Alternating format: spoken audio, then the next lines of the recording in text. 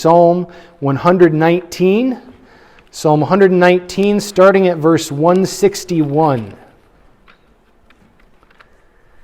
And this is our second to last sermon on Psalm 119, unless the Lord returns, and then it's the last sermon. The fancy term is this is the penultimate sermon. Doesn't that sound great? Penultimate? The only way I know that is in Greek class you have penultimate stressed syllables. And then I found out people actually use that term in real life. But this is the penultimate sermon.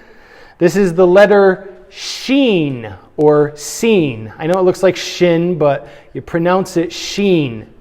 This is a letter that looks like this. It's the letter S in our language. And there's a couple ways to look at it. It's either an S or an SH sound. And in modern Hebrew, when we're trying to read, when you go to seminary and you learn Hebrew, there's either a dot on the right side, and that tells you it's a sh sound, and if it's on the left side, it tells you it's sa. Okay? So when you're reading, that's how you would figure it out. So this letter can be sa or sh. And if that seems funny to you and you think, how would you know how to pronounce it? Well, how do you pronounce the word S-U-R-E? Sure, right?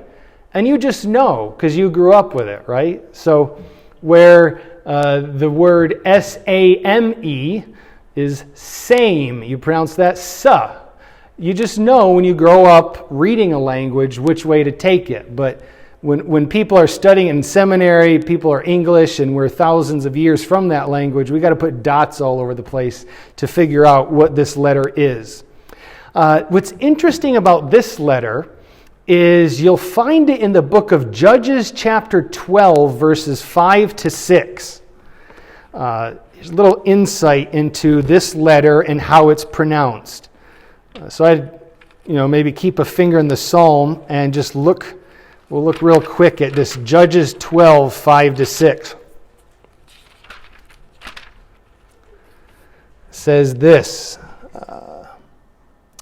the Gileadites seized the fords of the Jordan before the Ephraimites arrived. And when any Ephraimite who escaped said, "Let me cross over," the men of Gilead would say to him, "Are you an Ephraimite?" And if they said, "No," then they would say to them, "Then say Shibboleth." And he would say Sibboleth, for he could not pronounce it right.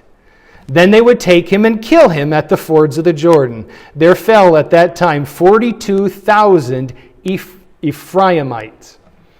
So this is what's called a shibboleth. We actually use this in English. A shibboleth is a kind of, it's a way of determining whether someone's on the inside or not, right? So these poor Ephraimites couldn't pronounce sh, they had to say sa instead. There are different words and sounds that we can't pronounce, and we might find it humorous when we hear people from other countries who can't pronounce our sounds. But you'd be amazed at the number of sounds that you can't say. And just because you've grown up with English, you're used to it. We can say shibboleth or sibboleth, so we'd be able to cross that ford. But those poor Ephraimites, 42,000 of them got killed because they couldn't go shh. And so that's just an illustration of this letter and how they used it back in the Old Testament. Modern day shibboleths are kinds of ways of determining whether someone is from a certain place. I know, for instance, Suzanne went to Binghamton University, and they had a lot of downstate kids from there. And you know what all the kids from there called it? Binghampton, right? Because they're thinking of the Hamptons. They put a P in that. And it's the same with, I grew up in Norwich, New York, and next to Norwich is one of the great towns of upstate New York, New Berlin. Okay, and then New Berlin is so big, you couldn't just have New Berlin. You got to have South New Berlin as well. I don't know why you can't just have a whole New Berlin because it's not much of a town anyway, but you got New Berlin and South New Berlin. You know, people, here's a shibboleth to determine if you're from around there. If you were to read it, you might say, that's New Berlin, right? Because we say Berlin, Germany. But if you're from that area, you call it New Berlin. Okay, that's a shibboleth. Just this kind of insider information, knowing if someone is saying the right kind of thing. So that's how this letter was used in the Old Testament. It's actually a pictogram of a tooth, and you can kind of maybe see a spiky teeth there, but that's where it came from originally. Now,